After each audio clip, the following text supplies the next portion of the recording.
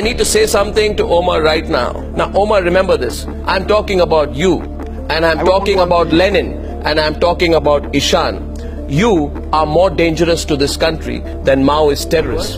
I don't find anything cultural when people say, Afzal, tum hamare armano ko manzil tak pahunchayenge. Which means, Afzal, you are fighting for us by attacking the parliament. Second, it is nothing cultural when a group of people go and say, India go back, Bharat ki barbadi tak jang rahegi, which means we will keep fighting a battle till we destroy India.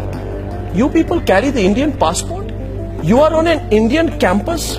You are the beneficiaries of a subsidized Indian government education? Your education is paid for by the Indian taxpayer? I think you misuse your freedom of expression, and then you say that this is cultural. What is cultural about this? Tell me. The tragedy is this, that in our country, there is a man called Lance Naik Hanumanthappa of the 19 Madras Regiment. He is a soldier from Karnataka. He's found alive, has been battling for his life after being found under 25 feet of snow in Siachen. We are proud of him and we are ashamed of these anti-national elements.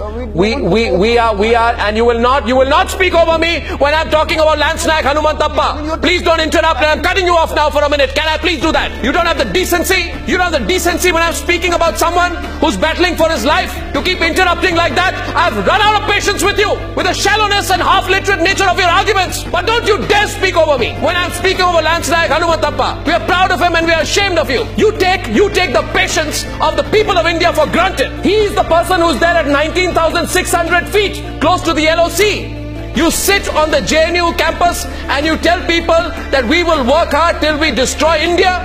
Yes. Who on earth are you to be allowed to do that?